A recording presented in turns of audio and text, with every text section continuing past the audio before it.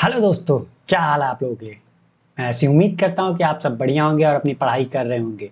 तो चलिए एक बार फिर से स्वागत है HMWB बैंकिंग एग्जाम में। जैसा कि आप लोग जानते हैं कि मैं संजय कुमार मौर्य आप लोगों के लिए लेके आया हूँ सिलेक्शन का होम्योपैथ, जिसमें मैं आपको अर्थमेटिक के मिक्स्ड क्वेश्चन की प्रैक्टिस कराता हूँ ताकि आपकी अर्थमेटिक इंप्रूव हो सके और आप कम से कम टाइम में ज़्यादा से ज़्यादा क्वेश्चन सॉल्व कर सके। तो चलिए बढ़ते हैं अपने क्वेश्चन की तरफ, लेकिन उससे पहले अगर आपने हमारी वीडियो को लाइक नहीं किया है तो लाइक कर दीजिए और अभी तक चैनल को सब्सक्राइब नहीं किया है तो प्लीज़ चैनल को सब्सक्राइब भी कर लीजिए। तो चलिए बढ़ते हैं अपने क्वेश्चन की तरफ।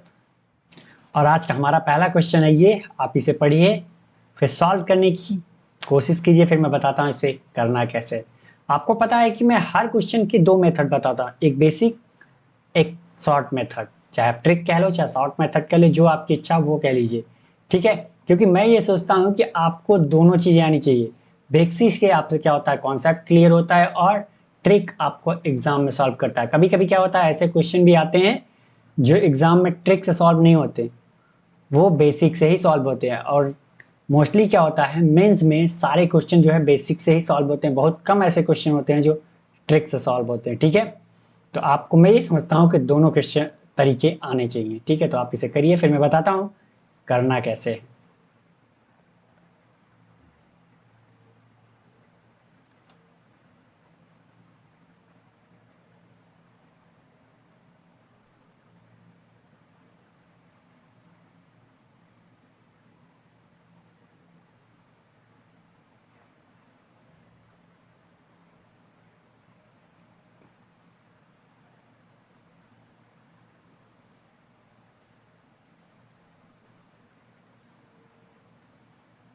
तो चलिए आपने पढ़ लिया होगा, मैं ऐसी उम्मीद करता हूँ। मैं बताता हूँ इसे सॉल्व कैसे करना है। कह रहा है कि ठीक है, पहले मैं आपको बेसिक मेथड बताता हूँ फिर शॉर्ट मेथड बताऊंगा, ठीक है। तो कह रहा है एक टंकी को भरने के लिए दो पाइप ए प्लस बी को एक साथ खोला जाता है।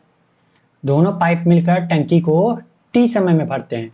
यदि अकेला पाइप ए जो है टंकी को टी से 9 मिनट अधिक समय में भरता है और पाइप बी टंकी को टी से 81 मिनट अधिक समय में भरता है, तो टी का मान ज्ञात करना है, ठीक है। तो कह रहा है कि ए प्लस बी जो है वो टी समय में भरता है, तो ए टी टाइम में टी समय में ए प्लस बी द्वारा किया गया कार्य कितना होगा।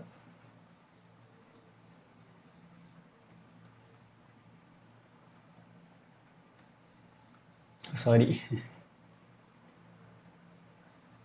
किया गया कार्य कितना होगा भाई। एक टंकी ही तो भर रही है। आप या तो कह दो कि किया गया कार्य एक टंकी भर रही है, या फिर बोल दो कि एक कार्य कर रही है, एक ही तो कार्य कर रही है, मतलब टंकी भरने का कार्य है, उसे हम क्या कर रहे हैं, एक कार्य कर रही है। क्या कर रही है, एक कार्य। आप चाहो तो कुछ भी यहाँ मान सकते हो, 10 कार्य 15 कार्य, लेकिन वही सबके लिए लेना पड़ेगा। तो हम क्या मान रहे हैं, एक कार्य किया उसने टी समय में ए प्लस बी द्वारा किया गया कार्य। टी समय मतलब यहाँ पे मिनट होगा, ठीक। टी समय मतलब यहाँ टी मिनट में भर रही है, तो हम यहाँ टी मान लेते हैं। टी मिनट में, टी मिनट में ए प्लस बी द्वारा किया गया कार्य कितना, एक कार्य कर रही है, ठीक है। तो एक मिनट में कितना कार्य करेगी, अगर टी मिनट में एक कार्य कर रही है तो एक मिनट में कितना कार्य होगी। अब आप सोच रहे होंगे हमें एक मिनट क्यों निकाला, क्योंकि हमें 1 घंटे या 1 मिनट या एक दिन में किया गया कार्य क्या होती है, हमारी इफिशियंसी होती है। तो हम क्या निकाल रहे हैं, यहाँ मिनट में चल रहा है हर कहानी, तो हम देखते हैं कि एक मिनट में कितना कार्य किया गया। तो एक मिनट में ए प्लस बी द्वारा कितना कार्य किया गया, 1/T टाइम, 1/T कार्य किया गया। ये कितना किया गया, ए प्लस बी द्वारा एक मिनट में कार्य किया गया। आगे कह रहा है यदि अकेला पाइप ए टंकी को टी से 9 मिनट अधिक में भरता है, मतलब कह रहा है कि टी प्लस 9 मिनट में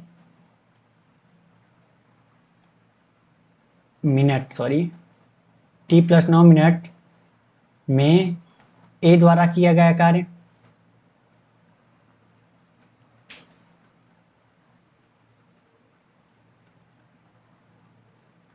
कार्य क्या होगा भाई। कह तो वही रहा है ना कि उसी टंकी को क्या कर रहा है, अगर ए अकेले चल रहा है तो कितने दिन टाइम में भर रहा है, ए जो टी टाइम लग रहा था ए प्लस बी द्वारा उससे 9 मिनट अधिक, मतलब t प्लस 9 मिनट में ए द्वारा कार्य किया गया कितना, एक कार्य तो ये भी कर रहा है, वही टंकी उतने देर में भर रहा है, मतलब क्या कर रहा है, एक कार्य ये भी कर रहा है। यहाँ पे जो है अगर दोनों को साथ में खोल दिया जाए तो वो क्या कर रहे हैं, टी टाइम ले रहे हैं एक टंकी को भरने के लिए। एक टंकी को भरने के लिए हमने क्या माना है, एक कार्य।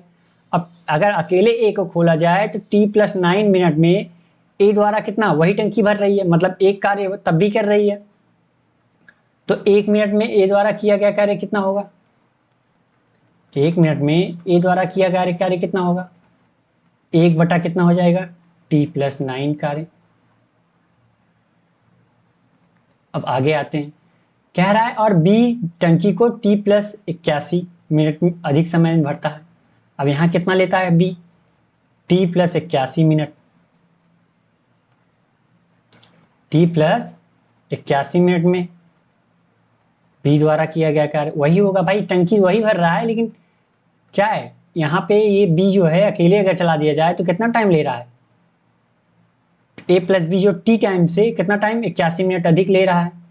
तो कार्य कितना कर रहा है, एक ही तो कार्य कर रहा है, वही टंकी भरने की बात हो रही, एक ही टंकी भरने की बात हो रही है, अलग अलग टंकी नहीं। तो कार्य क्या होगा, एक ही होगा। तो 1 मिनट में टंकी कितना भरती है, 1 मिनट में टंकी द्वारा भरा गया है कितना भरती है, 1/t प्लस 81 कार्य। तो ये क्या है इनकी, a प्लस बी अगर साथ में कार्य कर रहे हैं तो 1/t कार्य कर रहे हैं, अगर अलग अलग कर रहे हैं तो एक बटा टी प्लस 9 1/t प्लस 81 कर रहे हैं। ठीक है, तो हम क्या करते हैं, a प्लस बी यहाँ पे कार्य कर रहा है 1 मिनट में, और 1 मिनट में अलग अलग कार्य कर रहे हैं, दोनों को क्या करते हैं, जब जोड़ देते हैं तो दोनों आपस में बराबर होंगे कि नहीं होंगे। a प्लस बी की 1 मिनट की कार्य कितना है, 1/t, और ए और बी का 1 मिनट का कार्य कितना है, 1/x प्लस 9 x प्लस 81। ठीक है, तो हम क्या करते हैं, जोड़ देते हैं इनको। तो 1/t टोटल कार्य ए प्लस बी द्वारा, और ए द्वारा कार्य कितना होगा, t प्लस 9, और यहाँ कितना हो जाएगा, t प्लस 81। भाई ये भी ए प्लस बी द्वारा किया गया कार्य है, और ये ए प्लस बी द्वारा किया गया कार्य, ए द्वारा किया गया है और बी द्वारा किया गया कार्य 1 मिनट में। मैंने लिखा नहीं हूँ क्योंकि जगह कम पड़ रहा है। ठीक है, तो समझ जाना गया होगा, आपको समझ में आ गया होगा। अब इसको हम सॉल्व कर लेते हैं। तो इसका गुणा इधर करते हैं, इसका गुणा इधर करते हैं, तो ये हो जाएगा 1/t। जब इसका गुणा इधर करेंगे तो कितना हो जाएगा, t प्लस 81, और इधर कितना हो जाएगा, t प्लस 9, और नीचे कितना हो जाएगा, नीचे कितना हो जाएगा, T square plus 9t 81 90t हो जाएगा, और प्लस कितना हो जाएगा, 9 1 का 9 9 72, 9 8 72 729। तो आप आगे सॉल्व कर लेते हैं। ठीक, तो यहाँ कितना हो जाएगा, 1/t और t प्लस 2t हो जाएगा, ये 81 9 90। यहाँ कितना आया हमारा, टी स्क्वायर प्लस 90 प्लस 729। इसका गुणा इधर कर लेते हैं, इसका गुणा इधर कर लेते हैं। ठीक, इसका गुणा इधर करेंगे तो क्या आएगा, टी स्क्वायर,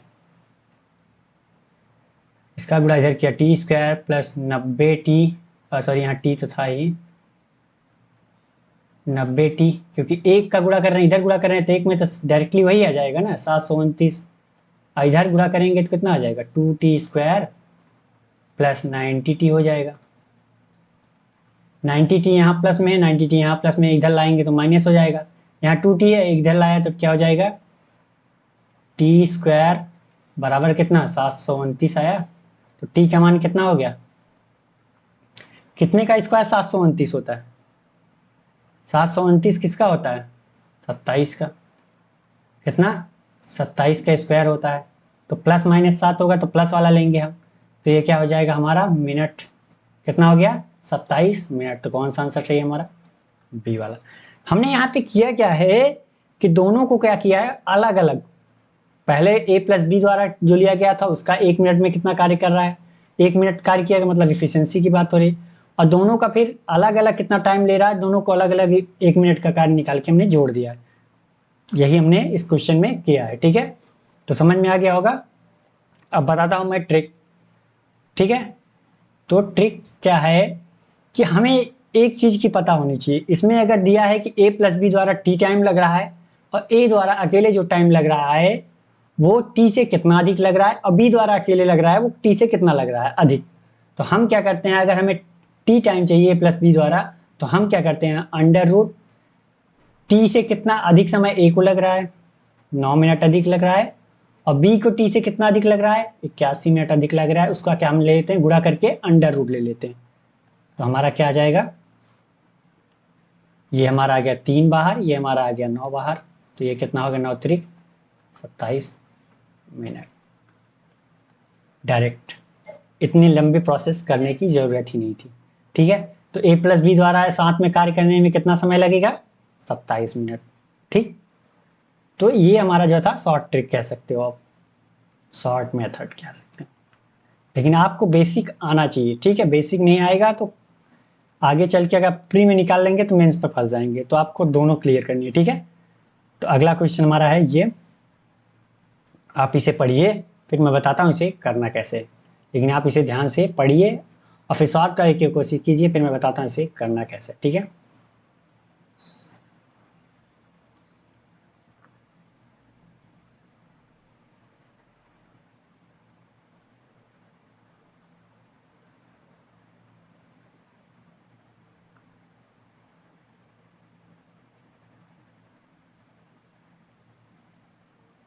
तो चलिए आपने पढ़ लिया होगा, मैं ऐसी उम्मीद करता हूँ। मैं बताता हूँ इसे करना कैसे। ठीक है, कह रहा है एक टंकी में एक रिसाव जो उसे 6 घंटे में खाली कर सकता है। टंकी कहीं से टूटी हुई नीचे से जो उसे 6 घंटे में पूरी तरह खाली कर सकती है, और एक नल खोला जाता है जो टंकी को प्रति मिनट 4 लीटर पानी भरता है, और टंकी जो है 10 घंटे में खाली होती है। तो टंकी में एक रिसाव है, अगर टंकी भरने वाली टंकी चालू नहीं है तो वो क्या करता है कि टंकी अगर भरी है तो उसको 6 घंटे में खाली कर देता है। ठीक है, आगे कह रहा है कि एक टंक जो है नल लगा है जो 4 लीटर प्रति मिनट की दर से पानी भर रहा है। ठीक है, और अब उसी को क्या किया गया, खोल दिया गया। तो अब जो है टंकी टंकी जो है खाली होने में 10 घंटे लगाती है। मतलब खाली होने की स्पीड ज़्यादा है भरने की स्पीड की अपेक्षा। तो अगर आपको ये पता हो जाए कि टंकी अगर ए अकेले चलेगा तो कितने मिनट में भरेगा, अगर रिसाव वाला बंद कर दिया जाए और टंकी को भरना हो तो कितनी देर में भरेगी, तो टाइम अगर पता चल जाए तो हम क्या करते हैं, 4 लीटर प्रति मिनट की दर से गुणा कर देंगे, तो हमें क्या मिल जाएगा, टोटल टंकी की क्षमता मिल जाएगी, नहीं मिल जाएगी। ठीक, कह रहा टंकी 6 घंटे में खाली कर सकती है, मतलब हम मान लेते हैं हमारा टंकी जो खाली कर रही है वो ए है। ठीक, रिसाव इसलिए मैंने माइनस चिन्ह निकाला कि ये खाली कर रही है, तो कितने घंटे में, 6 घंटे में। एक नल खोला जाता है टंकी की प्रति मिनट की 4 लीटर पानी भरता है, तो इसको हम छोड़ देते हैं अभी। अब टंकी को 10 घंटे में खाली किया जाता है, अब मतलब भरने वाली टंकी है, ए जो है खाली वाली भी चालू है, अब बी हमने मान लिया वो भरने वाली खाली है। अब कितना टाइम लग रहा है, 10 घंटा लग रहा है। कितना लग रहा है, 10 घंटे। ठीक है, ये 6 घंटे लग रहा है और ये कहाँ 10 घंटे लग रहा है खाली होने में माइनस। तो अब हम क्या ले लेते हैं, इनका एलसीएम कितना हो जाएगा, 30, जो कि हमारा है टोटल वर्क। टोटल वर्क हम इनका एलसीएम ही क्यों लेते हैं, मैंने बताया ना कि ताकि जाके हम अगर डिवाइड करें तो हमें जो है इफिशियंसी एक्यूरेट मिले। ऐसा नहीं है कि अलग अलग मिले, मतलब अलग अलग क्या, अलग अलग तो मिलेगा ही, लेकिन वो है कि जो दशमलव में ना मिले, एक्यूरेट मिले, कहने का अर्थ ये है। ठीक, तो यहाँ पे कितना आ जाएगा हमारी इफिशियंसी, टाइम ये है, टोटल वर्क ये है, टोटल वर्क में टाइम से भाग दिया तो क्या मिलता है हमें, एफिशिएंसी। तो यहाँ कितना आ गया हमारा, 6 पंचे 30, यहाँ कितना आ गया हमारा, 10 तिहाई 30। ये हमारा माइनस ये डिनोट कर रहा है कि ये खाली करने वाले हैं, इनकी जो एफिशिएंसी है वो खाली कर रहे हैं। ठीक, तो हमारा अगर हमें ए प्लस बी बराबर -3 और ए बराबर -5, तो बी बराबर कितना हो जाएगा, -3, ये माइनस, ये -5, तो कितना हो जाएगा, 2, बी बराबर 2। ठीक, तो बी को भरने में कितना टाइम लगेगा, बी को अकेले भरने में कितना टाइम लगेगा,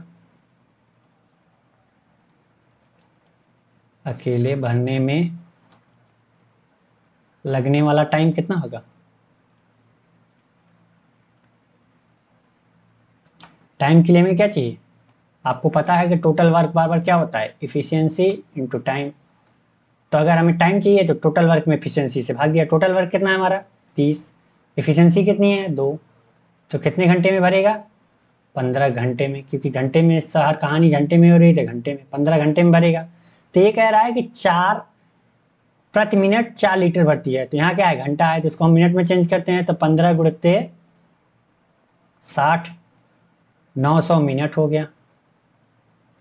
900 मिनट हो गया। अब यहाँ पे आप देख लीजिए कि 1 मिनट में 4 लीटर भरता है। तो टंकी पूरी भरेगी कितनी? 900 मिनट में। तो 900 मिनट में कितना भर देगी? 4 गुणित 900 लीटर बराबर कितना? 3600 लीटर। तो 3600 लीटर भर जाएगी हमारी टंकी, क्योंकि 900 मिनट में पूरी टंकी भर रही है। तो 3600 लीटर जाएगा। तो 3600 लीटर क्या होगी? हमारी क्षमता होगी कुल टंकी की। तो हमारा कौन सा है? ए वाला। ठीक। तो समझ में आ गया होगा। ये भी बहुत हार्ड क्वेश्चन नहीं था, बहुत सिंपल ही था। मैंने ऐसे क्वेश्चन कई बार बताए हैं। तो बढ़ते हैं अगले क्वेश्चन की तरफ। और अगला क्वेश्चन है हमारा ये। आप इसे पढ़िए, फिर सॉल्व करने की कोशिश कीजिए, फिर मैं बताता हूँ इसे करना कैसे है। लेकिन आप इसे पढ़िए ध्यान से जरूर। जितना ध्यान से आप पढ़ेंगे उतना आपके लिए अच्छा है। ठीक है।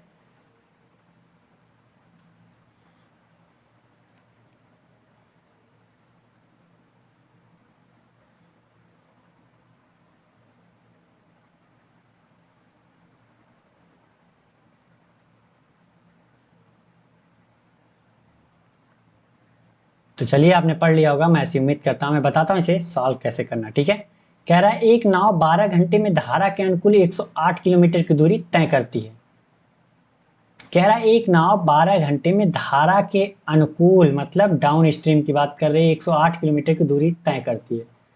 तो धारा के अनुकूल में स्पीड कितनी होगी? Up stream, sorry down stream की बात कर रहा है, धारा के अनुकूल। तो 108 किलोमीटर कितने घंटे में? 12 घंटे में। तो स्पीड कितनी हो गई हमारी? 12 नवैया 108, 9 किमी प्रति घंटा। ठीक। तो यदि धारा की गति शांत जल में नाव की गति की आधी है, धारा की गति क्या होती है? सी। ठीक। यहाँ पे रेशियो दे रखा है उसने। और शांत जल में नाव की गति, शांत जल में नाव की गति की आधी है। ठीक। तो बोट की गति की बात कर रहा है।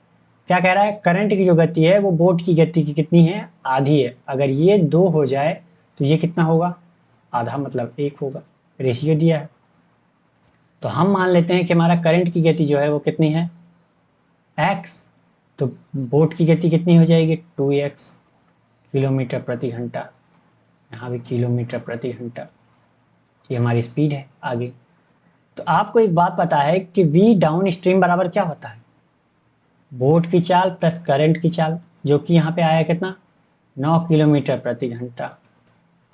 भाई जिस दिशा में करंट बह रहा है उसी दिशा में नाव बह रही है, तो क्या होगा? एक विरोध करेंगे, एक दूसरे की स्पीड क्या होगी? जुड़ जाएगी ना। तो यही तो हमने यहाँ किया है, बी प्लस सी। तो यहाँ पे हमें मान पता चल गया बी एंड सी का। तो रख देते हैं। यहाँ कितना हो जाएगा? 2 1 3। तो यहाँ आ जाएगा हमारा 3x, यहाँ 9। तो x बराबर कितना? 3 किमी प्रति घंटा। यही है 3 किमी प्रति x का मान। तो यहाँ पे हमारा c का मान कितना हो गया? 3 किमी प्रति घंटा। और यहाँ कितना? 6 किमी प्रति घंटा। तो हमसे पूछ क्या रहा है? धारा के प्रतिकूल नाव की गति क्या होती है? धारा के प्रतिकूल अप स्ट्रीम बराबर क्या होता है? b माइनस सी। तो b का मान भी हमें पता है कितना? 6। और c का मान पता है 3। तो ये कितना हो जाएगा? 3 किमी प्रति घंटा आया। तो कौन सा हमारा सही है? बी। तो क्वेश्चन बहुत हार्ड नहीं था, बहुत सिंपल था। बस आपको थोड़ा सा अपना स्पीड बरकरार रखना है। ये ऐसे क्वेश्चन जो है वो सेकंडों में सॉल्व हो सकते हैं। सेकंडों का मतलब 10-20 सेकंड में आप कर सकते हो। जितना मैंने समझाने के लिए किया है, आप माइंड में ही इतना कैलकुलेशन कर सकते हो। लेकिन आपको इसके लिए आपको प्रैक्टिस ढेर सारी करनी पड़ेगी। और जब तक प्रैक्टिस नहीं करेंगे तब तक एग्जाम में ज़्यादा से ज़्यादा क्वेश्चन नहीं कर पाएंगे। ठीक है।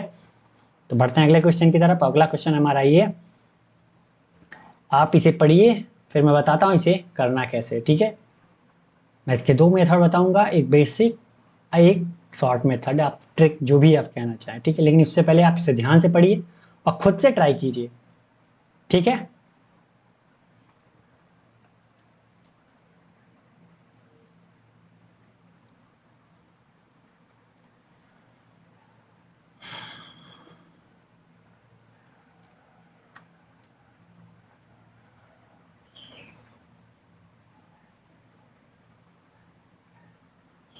तो चलिए, आपने ट्राई किया होगा, पढ़ लिया होगा और ट्राई भी करने की कोशिश की होगी, मैं ऐसी उम्मीद करता हूँ। मैं बताता हूँ इसे करना कैसे।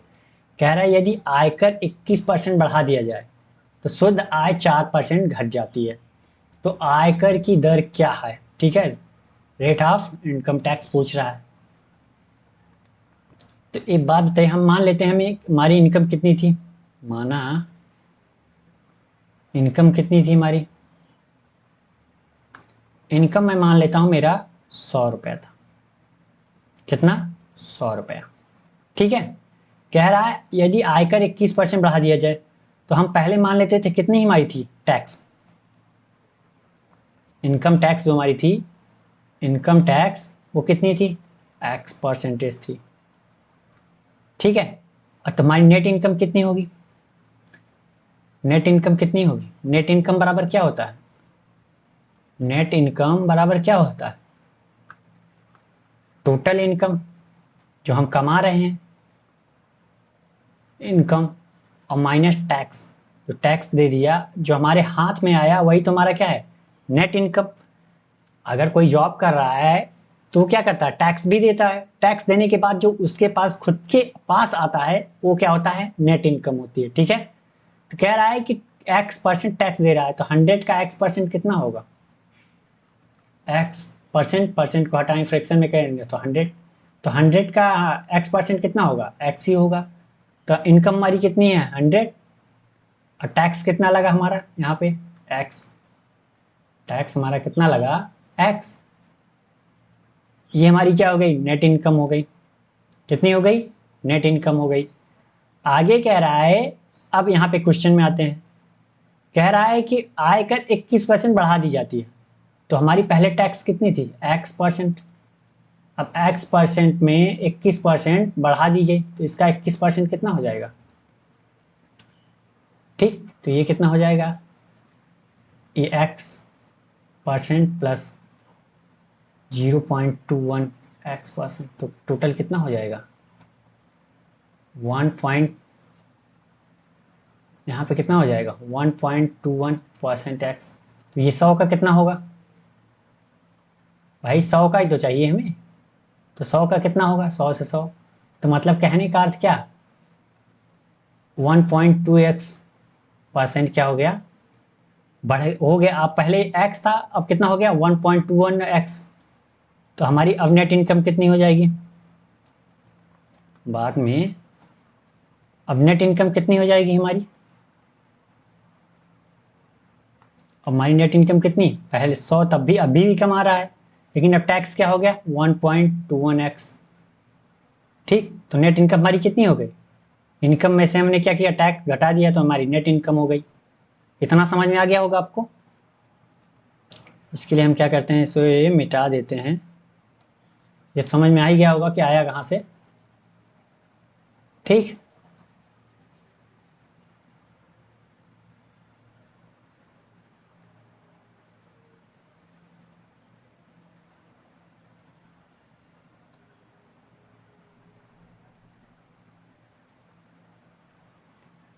इतना समझ में आ गया आपको कि ये आया कहाँ से इतना, ठीक है। तो अब कह रहा है कि शुद्ध आय 4% घट जाती है तो पहले कितना था, पहले और बाद में, पहले नेट इनकम कितनी थी हमारी, नेट इनकम, और बाद में नेट इनकम, एनआई मतलब नेट इनकम, ये समझिएगा, ठीक है। तो आपको पता है 4% का मान कितना होता है, 1/25, क्योंकि 4 अगर 100 करेंगे, 4% देख लीजिए, 4/100 करेंगे फ्रिक्शन चेंज करने के लिए कितना हो जाएगा 25, 1/100। अगर हमारी पहले जो है वो नेट इनकम कितनी थी, ये पहले पहले ये थी तो बाद में कितनी हो गई 4%, मतलब एक घट करके अब कितनी हो गई 24 हो गई। घट गई ना, ये तो बोला है घट गई। अब कितनी हो गई 24 हो गई बाद में। कितनी हो गई 24। पहले कितनी थी 25 और 4% घट गई, मतलब अब 24 हो गई। दोनों का रेशियो मिल गया हमें। और यहाँ पे क्या है, ये पहले वाला था, ये बाद वाला नेट इनकम है। तो हमें यहाँ पे रेशियो मिल गई है नेट इनकम की, और यहाँ पे भी हमें मिला है। तो हम मान रख देते हैं। अब पहले नेट इनकम कितनी थी हमारी 100 माइनस एक्स, और बाद में कितनी हो गई 100 माइनस 1.21x। तो ये कितना हो गया, पहले 25 थी रेशियो, अब 24 हो गई। अब हम क्या करते हैं, सॉल्व कर लेते हैं। तो सॉल्व करेंगे, इसका गुणा इधर कर देते हैं, इसका गुणा इधर कर देते हैं, तो कितना आ जाएगा 2400x, सॉरी 2400 माइनस 24x बराबर कितना 2500 माइनस 25 का गुणा 125 में करेंगे इसमें, तो कितना आएगा 30.25x। कितना 30.25x। अब क्या करते हैं, 24 को इधर लाते हैं, 30 को इधर लाते हैं, तो किधर हो जाएगा, ये हो जाएगा 6.25x, और ये कितना हो जाएगा 100। तो x का मान हमारा कितना आ जाएगा 100/6.25। दशमलव हटाने के लिए हम क्या करते हैं, 100 का गुणा ऊपर कर देते हैं, तो 100 गुणित 100/625। तो 25 चौका 100, 25 25 चौका 100, कितना आ गया 4 चौका 16% आ गया। x का मान कितना आ गया हमारा 16%। तो कौन सा हमारा सही है, सी वाला। तो हमारा आयकर किधर गया थी, पहले ही वाला तो पूछा है, तो हमने क्या माना था x का मान कितना आ गया 16% आ गया। तो ये हमारा क्या था, बेसिक मेथड, जो कि आपको समझ में आ गया होगा कि आया कैसे। मैंने आपको पूरी तरह समझाने की कोशिश की है कि ये आया कैसे। अब आइए ट्रिक पे बताता हूँ, शॉर्ट मेथड। ठीक है, शॉर्ट मेथड। तो शॉर्ट मेथड में ये कह रहा है कि यदि आयकर 21% बढ़ा दी जाए, क्या बढ़ा रहा है 21% हमारा क्या बढ़ा रहा है, टैक्स बढ़ा रहा है। तो 21% अगर टैक्स बढ़ा रहा है तो शुद्ध इनकम हमारी की आय कितनी घट जा रही है 4%। कितनी घट जा रही है 4%। क्या घट रही है, नेट इनकम। तो क्या होगा 21% टैक्स जो बढ़ रहा है उससे क्या हो रहा है 4% इनकम घट रही है। तो किसके बढ़ने से क्या घट रहा है, 21% टैक्स बढ़ने से 4% इनकम कम हो रहा है। मतलब क्या होगा 21% जो टैक्स है वो 4% नेट इनकम के बराबर होगा। शुद्ध आय मतलब नेट इनकम बात कर रहा है, ये नेट इनकम है। ठीक है, तो क्या होगा 21% जो टैक्स पड़ रहा है हमारा वो 4% नेट इनकम के बराबर होगा, क्योंकि टैक्स जो बढ़ रहा है उसी से तो हमारी 4% इनकम कम हो रही है। मतलब ये दोनों क्या है आपस में बराबर है। तो परसेंटेज से परसेंटेज काट दीजिए, तो टैक्स अपॉन नेट इनकम का रेशियो कितना आ गया 4/21। अगर आपको टैक्स परसेंटेज चाहिए तो टैक्स परसेंटेज के लिए आपको क्या करना पड़ेगा, आपको टैक्स कितना मिला वो पता होना चाहिए। ठीक, और इनकम कितनी होनी चाहिए, इनकम हमारी कितनी है टोटल, नेट इनकम नहीं, टोटल इनकम हमारी कितनी, उस पर तो टैक्स लगता है। ऐसा तो है नहीं कि जो नेट इनकम हमारे जेब में आया है उस पर टैक्स लगा, ऐसा तो है नहीं। टैक्स किस पे लगता है, जो आपने कमाया। आपने अगर 1 लाख सैलरी कमाई तो 1 लाख पे सैलरी लगती है ना। अगर आपके जेब में 80,000 आया तो उस पर तो टैक्स लगता नहीं। तो इनकम बराबर क्या होता है, ये टैक्स है, टैक्स। और उसके बाद क्या है, इनकम बराबर क्या होता है, नेट इनकम प्लस टैक्स होता है, मैंने पहले ही बताया है। तो नेट टैक्स कितना, अब यहाँ मान लेते हैं ये क्या है 4, ये 21 है। हम इसे अगर 4x मान लें कि हमारा टैक्स 4x लग रहा है, और नेट इनकम हमारी कितनी हो जाए 21x, तो टैक्स कितना 4x, और नेट इनकम कितनी है 21x, और प्लस टैक्स कितना 4x। तो यहाँ कितना हो गया 4x/25x, x कैंसिल। और परसेंटेज में चाहिए तो हमें क्या करना पड़ता है 100 से गुणा। क्या करना पड़ता है 100 से गुणा, परसेंटेज में चाहिए तो मैंने बताया है। तो ये कितना हो गया 25 चौका 100, 4 चौका 16% आया कि नहीं आया। तो अगर ऐसे क्वेश्चन दे तो आपको कुछ नहीं करना है, डायरेक्ट जो है इसका रेशियो निकाल लेना। जो जो बोला है, ये बोल रहा है ना कि आयकर में 21%, आयकर मतलब टैक्स, टैक्स का 21% जो है नेट इनकम का 4% के बराबर दिखा करके सॉल्व कर लीजिए। कितनी आसानी से हो गया। लेकिन उसके लिए आपको बेसिक क्लियर होना चाहिए ताकि समझ में आए ना कि ये चीज़ें आ कहाँ से रही हैं। मैं यही कहता हूँ कि आपको समझना सबसे ज़्यादा जरूरी है। ठीक है, जब समझ में आ जाता है तो क्वेश्चन अगर टेढ़ा मेढ़ा भी थोड़ा सा हुआ ना तो आप कर जाओगे इसे, अगर नहीं हुआ तो फिर बेसिक नहीं समझ में आया तो जो अगर टेढ़ा मेढ़ा हुआ तो आप फिर उसमें भी टेढ़े मेढ़े हो जाओगे और आपका एग्जाम खराब हो जाएगा। ठीक है, तो बढ़ते हैं अगले क्वेश्चन की तरफ। अगला क्वेश्चन हमारा ये, आप इसे पढ़िए फिर मैं बताता हूँ इसे करना कैसे। बशर्ते आपको इसे ध्यान से पढ़ना पड़ेगा और सॉल्व खुद से सॉल्व करना पड़ेगा।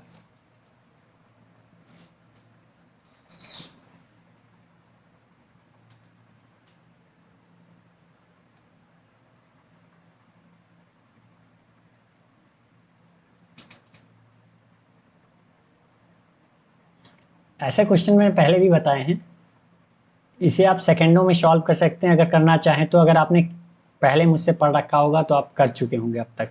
ठीक है, जितनी देर मैंने पढ़ने के लिए टाइम दिया आप उतनी देर में कर चुके होंगे। तो चलिए मैं बताता हूँ इसे करना कैसे। कह रहा है 14 सेमी त्रिज्या के एक गोलाकार केक को इस प्रकार काटा गया है कि प्रत्येक टुकड़े का केंद्रीय कोण 45 डिग्री है। तो क्या कह रहा है, उसने दिया है ये क्या है, गोलाकार क्या है, केक है, जिसका रेडियस इसने दे रखा है कितना, 14 सेंटीमीटर। कह रहा है इसके प्रत्येक टुकड़े का कोण 45 डिग्री है, मतलब इस प्रकार काटा गया तो एक कोण का केंद्रीय कोण कितना है, 45 डिग्री है। तो आप बताइए कि पूरे सर्कल का ये है, ये कोण कितना होता है, टोटल कितना होता है, 360 डिग्री होता है। अगर एक 45 का है तो टुकड़ों की संख्या कितनी हो जाएगी, तो 360 डिग्री है और एक 45, एक जो है पीस हमारा 45 डिग्री का है तो कितना हो जाएगा ये, 45 दूना 90 और 9 चौका 36, मतलब 8 पीस हो जाएगा। कितना, 8 पीस। अब आप बताइए कि कितना, 8 पीस हो गया। तो पूरे गोले का क्षेत्रफल, पूरे केक का क्षेत्रफल निकाल सकते हैं, इतना तो निकाल ही सकते हैं क्योंकि ये सर्कल है, गोलाकार है। तो क्या होता है, पाई आर स्क्वायर होता है क्षेत्रफल इसका। पाई का मान 22/7, आर का मान 14 है लेकिन स्क्वायर है तो दो जगह रख दिया हमने, तो 7 दूनी 14। तो यहाँ पे कितना आ गया ये, 2 × 14 दूना 28 कर लेता हूँ, मैं गुणा नहीं करता क्योंकि आगे चल के काटना है। तो अगर पूरे का क्षेत्रफल इतना है, मतलब क्या, पूरे का क्षेत्र मतलब कितना, 8 पीस का क्षेत्रफल, 8 पीसेस का क्षेत्रफल, क्योंकि 8 पीस है ना उसमें टोटल, तो बात तो वही हुई। 8 पीस का क्षेत्रफल कितना है, 22 × 28 सेंटीमीटर स्क्वायर में चल रहा है। ठीक, तो एक पीस का क्षेत्रफल कितना होगा, तो 22 × 28 बटा कितना, 8, काट देते हैं तो 2 चौका 8, 4 सत्ते 28, यहाँ कितना 11, 11 सत्ते 77 सेंटीमीटर स्क्वायर। ठीक, कितना, तो कौन सा हमारा सही है। तो समझ में आ गया होगा, बहुत हार्ड क्वेश्चन नहीं था, बहुत सिंपल क्वेश्चन था। तो बढ़ते हैं अगले क्वेश्चन की तरफ। अगला क्वेश्चन हमारा है ये, आप इसे पढ़िए फिर मैं बताता हूँ इसे करना कैसे। बहुत हार्ड क्वेश्चन नहीं, आज मैंने बहुत सिंपल सिंपल क्वेश्चन रखे हैं ताकि आपको समझ में आ जाए। ठीक है, तो आप इसे पढ़िए फिर मैं बताता हूँ इसे सॉल्व कैसे करना।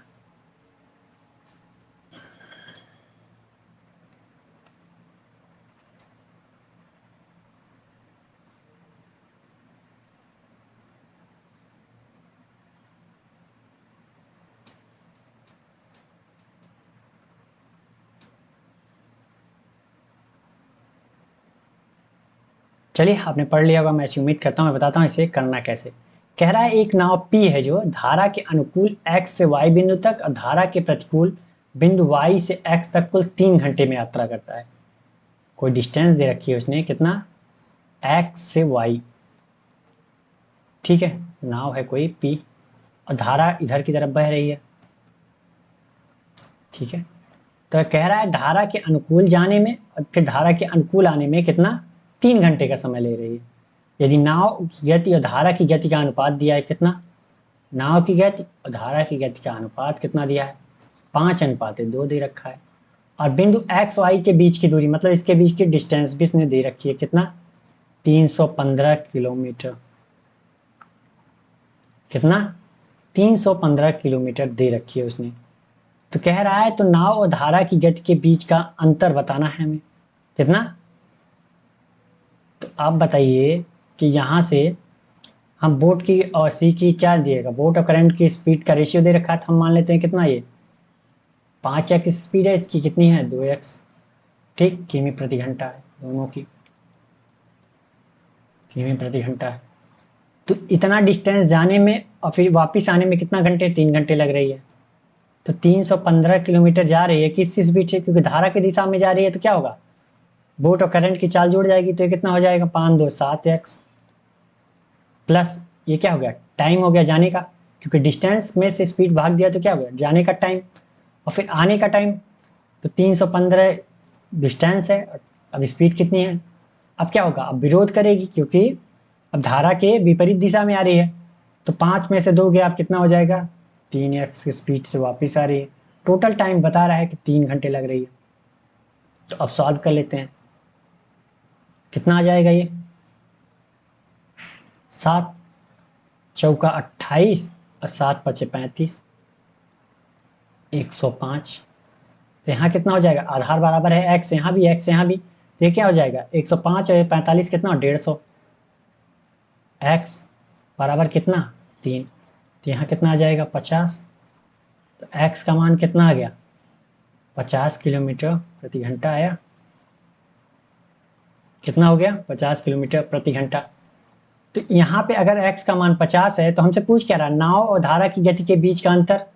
तो या तो अलग अलग निकाल लीजिए कि नाव की गति 5 और 2 दोनों निकाल लीजिए, गुणा करिए, 5 25, 50 100, 250 में से 100 गया कि 150, या फिर यही देख लीजिए कितना है, यहाँ की स्पीड 5x, यहाँ की 2 की स्पीड, तो इनके बीच का अंतर कितना होगा 3x। 3x का मान हमें पता है, सॉरी 50 किमी प्रति घंटा। तो हमारा कितना हो जाएगा, इनके बीच का अंतर कितना हो गया, 150 किमी प्रति घंटा। कितना, 150 किमी प्रति घंटा। इनकी स्पीड का अंतर कितना आ गया, 150 किमी प्रति घंटा। कौन सा सही है हमारा, डी वाला। तो बहुत हार्ड क्वेश्चन नहीं था, बहुत सिंपल क्वेश्चन था, ठीक है। बशर्ते आप प्रैक्टिस कितना किए वो आप पे डिपेंड करता है कि आप कितनी तेजी से कर सकते हैं। तो चलिए बढ़ते हैं अगले क्वेश्चन की तरफ। अगला क्वेश्चन हमारा ये, आप इसे पढ़िए फिर मैं बताता हूँ इसे करना कैसे, ठीक है। बशर्ते आपको इसे ध्यान से पढ़ना पड़ेगा और सॉल्व करने की कोशिश जरूर कीजिए। मैं ये कहूँगा कि आप क्वेश्चन को 2 बार पढ़िए, 3 बार पढ़िए और सॉल्व भी करने की कोशिश कीजिए, ताकि आपको पता चले कि आप गलतियाँ कहाँ करते हैं और कहाँ नहीं करनी है, ठीक है।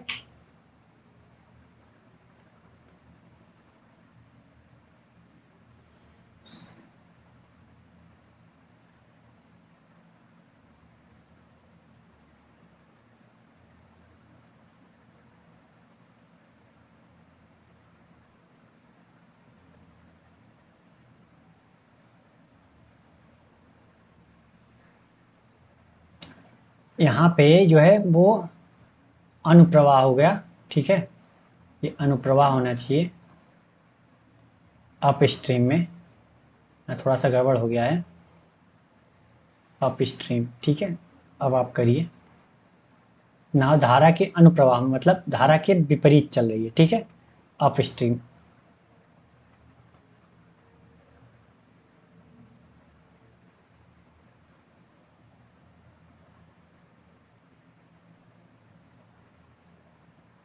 तो चलिए आपने पढ़ लिया होगा, मैं ऐसी उम्मीद करता हूँ। मैं बताता हूँ इसे करना कैसे। कह रहा है यदि एक नाव को धारा के अनुप्रवाह में 20 किलोमीटर की यात्रा करने में उस नाव द्वारा 60 किलोमीटर धारा के अनुकूल यात्रा करने में लगने वाले समय का दुगना समय लगता है, समय का दुगना समय लगता है।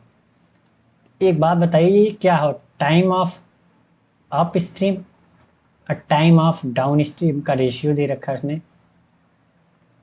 डाउन स्ट्रीम क्या दे रखा है, कह रहा है कि एक नाव धारा के अनुप्रवाह में 20 किलोमीटर की यात्रा करने में उस नाव द्वारा 60 किलोमीटर की धारा कि अनुकूल यात्रा करने में लगने वाले समय का दुगना समय लगता है। किसको दुगना समय लगता है? इसको लगता है अप स्ट्रीम वाले को। अगर ये 1 है तो ये कितना टाइम ले रहा है? 2। Time of upstream and time of downstream मिल गया हमें। तो टाइम बराबर क्या होता है? Distance upon speed. तो डिस्टेंस कितनी है? 20 किलोमीटर जाने में। ठीक, अनुप्रवाह मतलब 20 किलोमीटर जाने वाले की बात कर रहा है। और स्पीड क्या होगी? ये अनुप्रवाह मतलब क्या? b माइनस सी। धारा के विपरीत जा रही है ना, अप स्ट्रीम मतलब क्या? विपरीत जा रही है। और time of up stream, time of down stream कितना हो जाएगा? 60 किलोमीटर। ठीक, और ये कितने की जाएगी? अनुप्रवाह मतलब धारा के साथ जा रही है तो b प्लस सी हो जाएगा। यहाँ पे हमें दे रखा है कितना? तो बताइए, यहाँ पे हमें दे रखा है क्या? Time of upstream and time of down stream. कितना? 2 और 1 का। टाइम ऑफ अप स्ट्रीम की जगह कितना हमने निकाला है? 20 और b माइनस सी। और यहाँ कितना रखा है? 60 b प्लस सी।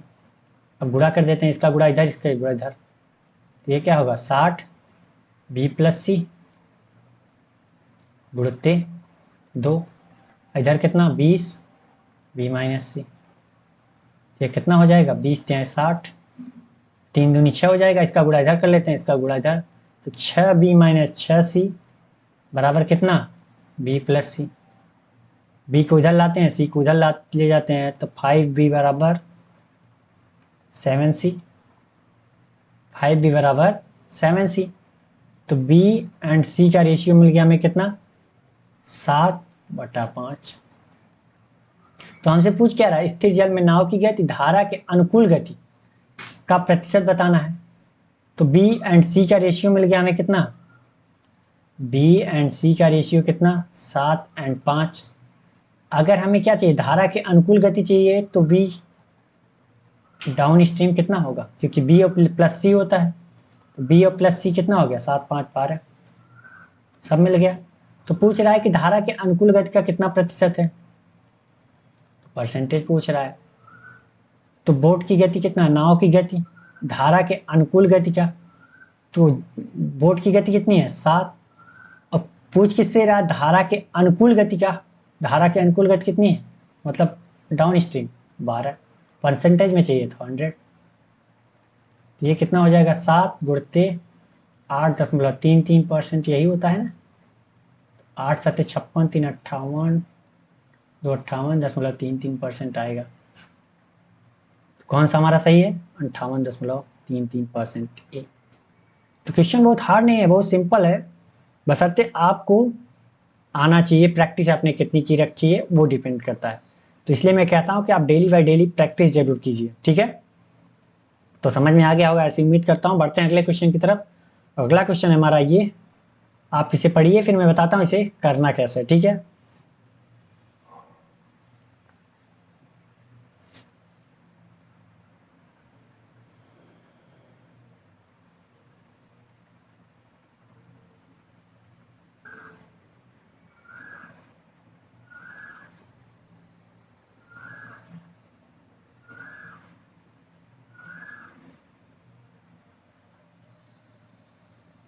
तो चलिए, आपने पढ़ लिया होगा, मैं ऐसी उम्मीद करता हूँ। मैं बताता हूँ इसे करना कैसे। ठीक है, कह रहा है 1 से 100 तक संख्याएं जोड़ी गई और गलती से एक संख्या 2 बार जोड़ी गई, जिससे परिणाम में जो है 51 से 30 आया।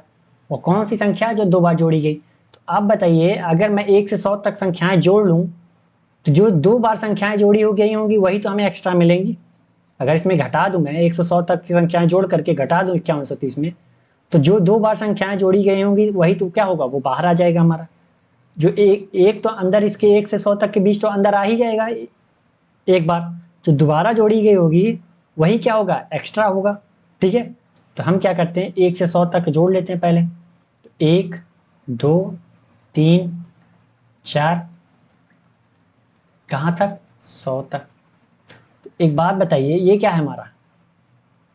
ये क्या है हमारा? अर्थमेटिकल प्रोग्रेशन है। यहाँ पे देखा जाए तो यहाँ पे अंतर कितने का है? 1 का, 1 का, 1 का, आगे भी 1 1 का ही है। ठीक है, तो ये हमारा क्या हो गया? डी हो गया, डिफरेंस। और हमारा पहला पद क्या है? ए। तो आपको फार्मूला पता है क्या होता है। यस, एन बराबर n/2 2a plus n-1 into D. कि अगर हम जितने पदों का हमें योग चाहिए, जोड़ना है, वो यही फॉर्मूला होता है एपी में। तो हमें कितना चाहिए, 100 पदों तक का चाहिए, तो 100/2 2a। ए पहला पद क्या है हमारा, 1 है यहाँ पे, प्लस एन की जगह क्या है, 100 100 में से 1 गया कितना, 99। डी का मान कितना है, 1 है, रख दिया हमने। तो ये कितना आ गया, 50। यहाँ पे कितना आ जाएगा, 9 1 99 में 1 का गुणा करेंगे 99 और 2 101। तो यहाँ कितना आ जाएगा हमारा, 50 50। तो मतलब 100 पदों तक का योगफल कितना हो गया, 50 50। तो दोबारा जोड़ी गई संख्या कितनी होगी,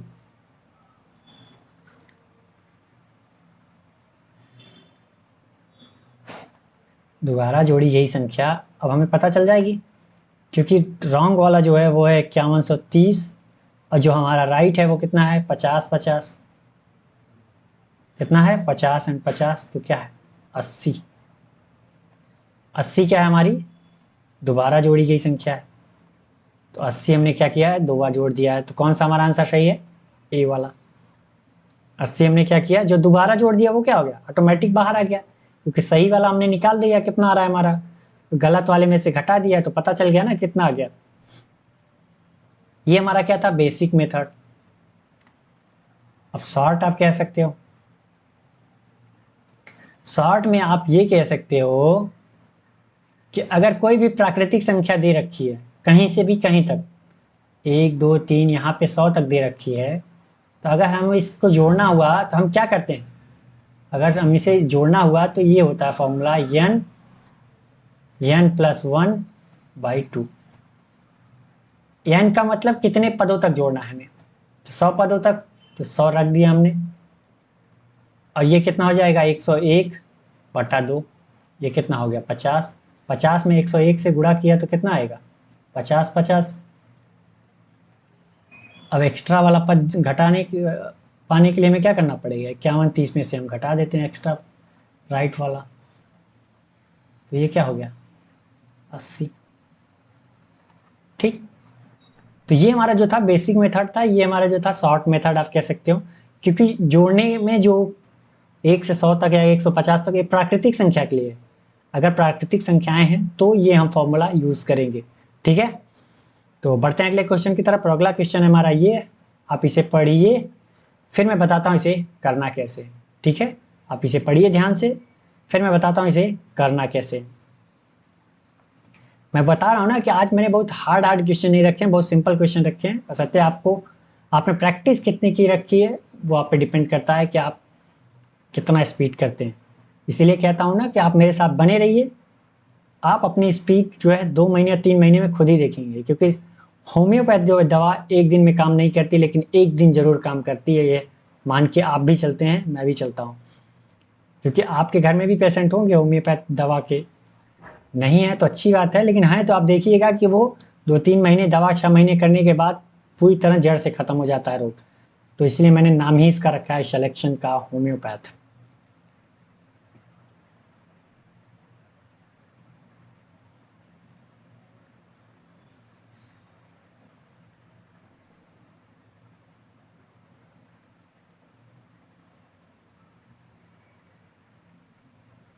तो चलिए, आपने पढ़ लिया होगा, मैं ऐसी उम्मीद करता हूँ। मैं बताता हूँ इसे करना कैसे। ठीक है, कह रहा है एक वर्ग की भुजा 6 सेमी है।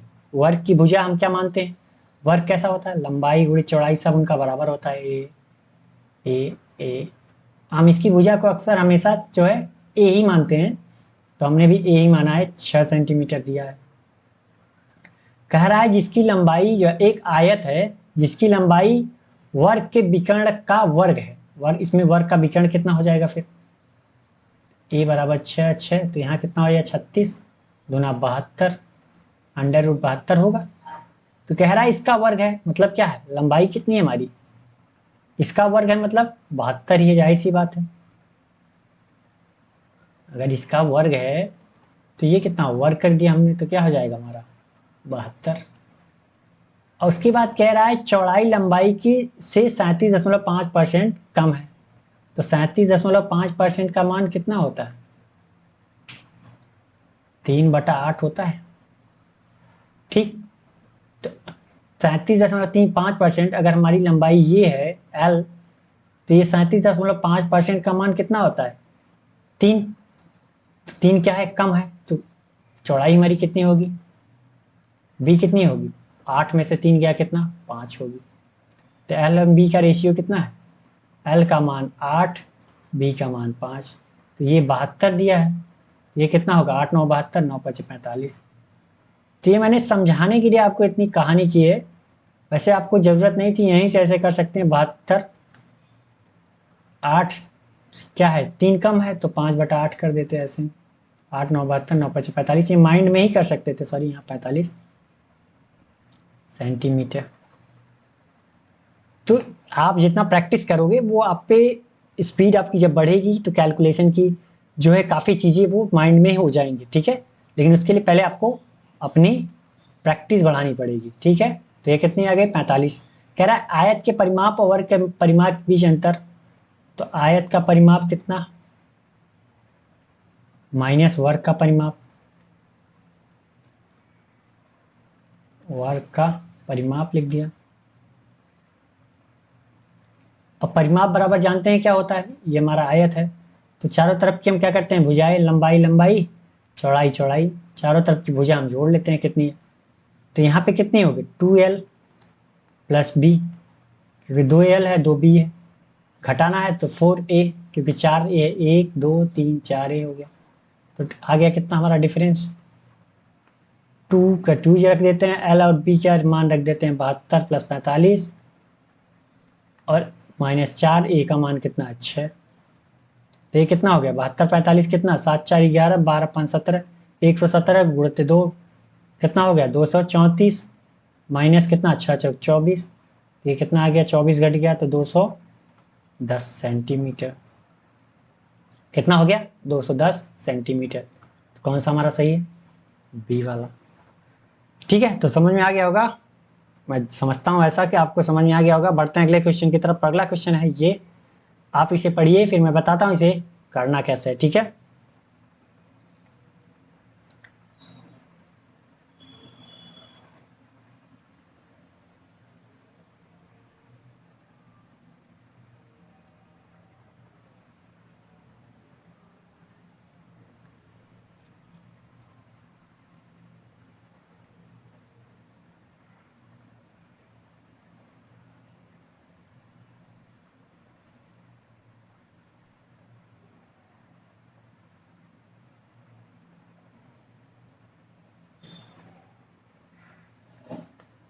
तो चलिए आपने पढ़ लिया होगा, मैं ऐसी उम्मीद करता हूँ। मैं बताता हूँ करना कैसे है। कह रहा है जब 1200 का मूलधन साधारण ब्याज पर निवेश किया जाता है तो प्रिंसिपल हमारा कितना दिया है? 1200 रुपया। कितना दिया है? 1200 रुपया। कह रहा है कि 6 वर्षों के अंत में राशि जो है, जो मूलधन हमारा था 250% हो जाती है। मतलब अमाउंट जो है वो कितना हो जाती है? अमाउंट जो हो जाती है हमारी कितना? 250% हो जाती है। कितना हो जाती है? 250%। तो एक बात आप हमें बताइए कि जो 250% हो जाती है वो किसकी हो जाती है? प्रिंसिपल की। अमाउंट में क्या होता है? Principal plus interest. तो इंटरेस्ट हमारा कितना हुआ होगा इसमें? इंटरेस्ट हमारा कितना हुआ होगा? 150%। क्योंकि 100% तो हमारा क्या है? प्रिंसिपल भी तो है। तो हमारा क्या है? 150% क्या हो गई हमारी? इंटरेस्ट हो गई। नहीं समझ में आया तो देखिए, कह रहा है 250% हो जाती है। अमाउंट जो है प्रिंसिपल की 250% हो जाती है। अगर 1200 है तो 250% मतलब क्या? 250/100। तो ये कितना हो गया? 55 25 50 100। ये कितना हो गया? 600। तो ये कितना हो गया? 6 5 30, 3000 हो गया अमाउंट। तो हमारा प्रिंसिपल कितना है? प्रिंसिपल कितना है हमारा? सॉरी, एस आई कितना हमारा आएगा? Simple interest. तो अमाउंट माइनस प्रिंसिपल। अमाउंट हमारा कितना है? 3000 और हमारा प्रिंसिपल कितना है? 1200। तो देखा जाए तो कितना आ गया हमारा? 1800 आया यहाँ पे क्या SI। तो 1800 देखा जाए तो क्या है, प्रिंसिपल का कितना परसेंट है भाई। अगर हमें देखना है कि SI हमारी कितनी है तो हम यही देखते हैं ना कि प्रिंसिपल कितना है। 3 साल में 1800 मिल रहा है, सॉरी 6 साल में। हम यही तो देखते हैं, नहीं समझ में आ रहा है। जैसे देखिए यह क्या होता है, SI बराबर क्या होता है, PRT/100। SI हमारा कितना आया 1800, प्रिंसिपल में कितना है 1200, R का मान निकालना है, T का मान कितना है 6 साल, 100। तो ये कितना कैंसिल, 6×3=18, 30, 300 कितना, 6×3=18, 300। तो यहाँ कितना आ गया, 12×24,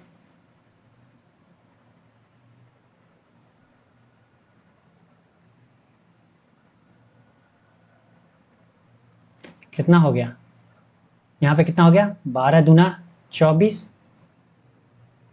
ये 12 से काटेंगे तो सॉरी R, यहाँ 12 से काटेंगे तो कितना आएगा, 12×24, 12×24 और 6, यहाँ पे 300, 12×5=60। मतलब 1 साल में कितना मिल गया, 1 साल में कितना मिल गया 25%। तो 6 साल में कितना मिला, 150% ही तो मिला। इंटरेस्ट हमारा क्या है, 150% हुआ नहीं 6 साल में। तो 1 साल में कितना, 6 ईयर में इंटरेस्ट हमारा कितना है 150%। तो 1 साल में कितना हो गया, 25% हुआ। हमारा भी तो यही आया था 25% 1 साल में। तो यहाँ पे अगर कोई बोले कि प्रिंसिपल का 250% अमाउंट हो जाता है तो मतलब 100% क्या था, हमारा प्रिंसिपल था, जो बच गया वो हमारा क्या था, इंटरेस्ट था। ठीक है, तो इतना समझ में आ गया होगा कि आया कहाँ से। ठीक, इसके लिए हम क्या करते हैं, मिटा देते हैं इसको। ये समझ में आ गया होगा आपको कहाँ से आया, कि मैंने 150 क्यों लिखा, 250 अमाउंट था हमारा, तो इंटरेस्ट हमने 150 क्यों लिखा। ठीक है, 1 साल में ब्याज कितना मिल गया 25%। तो कह रहा है 2 वर्षों के बाद ब्याज और 5 वर्षों के बाद का ब्याज क्या अंतर बताना है। तो 5 वर्षों में जाहिर सी बात है कितना मिल जाएगा ब्याज, 5 वर्षों में ब्याज दोनों का अंतर बताना है, डिफरेंस। तो 5 वर्षों में जाहिर सी बात है ब्याज ज़्यादा मिलेगा। तो 5 ईयर का SI -2 ईयर का SI। तो 5 ईयर के SI के लिए हमें क्या करना है, PRT/100, PRT/100। और 2 साल के SI के लिए क्या करना है, PRT/100। दोनों जगह वही होगा। फॉर्मूला ये तो पता है ना। तो P का मान कितना 1200 है, ये है, कॉमन कर लेते हैं। रेट ऑफ इंटरेस्ट भी क्या है 25% ही है, 25 कॉमन कर लिया हमने, 100 सब में कॉमन ही है। टाइम देखो, टाइम ही तो अंतर है। तो क्या है यहाँ 5, यहाँ 2। तो यह क्या हो गया 1200 गुणित 25/100 है ये है, तो गुणित 3। तो ये कितना हो गया 1200, इसका कैंसिल, 25 बारते हैं 36, 25 36 गुणित 25। तो ये कितना हो जाएगा 900, कितना 900 रुपये। ठीक है, तो कौन सा हमारा आंसर सही है। तो ये क्या था कि ये हमने पूरा बेसिक से बताया। तो यहाँ पे आप ऐसे भी कर सकते थे, मैं इसको मिटा देता हूँ। यहाँ पे आप डायरेक्टली यहाँ से ऐसे भी कर सकते थे कि आपको पता चल गया ना कि 6 साल में कितना, 6 साल में 150%। तो 1 ईयर में इंटरेस्ट कितना मिल गया 25% मिल रहा है। अब ऐसा ही है तो हर साल क्या है, मूलधन पे इंटरेस्ट मिलेगा। तो 3 साल का इंटरेस्ट 5 साल में कितना मिल जाएगा, 125% इंटरेस्ट मिलेगा प्रिंसिपल पे। प्रिंसिपल पे 125% इंटरेस्ट मिलेगा, और 2 साल में कितना मिलेगा 50% मिलेगा प्रिंसिपल पे। तो अंतर इनका कितना हो जाएगा 75%। तो प्रिंसिपल हमारा 1200 है, 75% मतलब 3/4, 4×3=12, 300, 3×3=900 आया। तो इतनी कहानी लिखने की जरूरत नहीं थी, लेकिन आपको उसके लिए प्रैक्टिस, मैंने कहा ना जितनी ज़्यादा प्रैक्टिस करोगे आपका जो है कॉन्सेप्ट क्लियर होता जाएगा और आप शॉर्ट फॉर्म खुद ही बनाओगे। ठीक है, तो आज के लिए बस इतना ही है। मैं समझता हूँ कि आपको ये क्वेश्चन समझ में आ गया होगा। तो आज के लिए बस इतना ही। अगर ये वीडियो आपको पसंद आए हो तो लाइक करें और अपने दोस्तों के साथ शेयर करना बिल्कुल ना भूलें। और अभी तक आपने सब्सक्राइब नहीं किया तो प्लीज़ चैनल को सब्सक्राइब कर लीजिए, ताकि हमारी अपडेट जो है आपको मिलती रहे और आप अपनी स्पीड को इम्प्रूव कर सकें। तो थैंक यू, बाय बाय, मिलते हैं नेक्स्ट वीडियो में एक नए क्वेश्चन और एक नए जोश के साथ।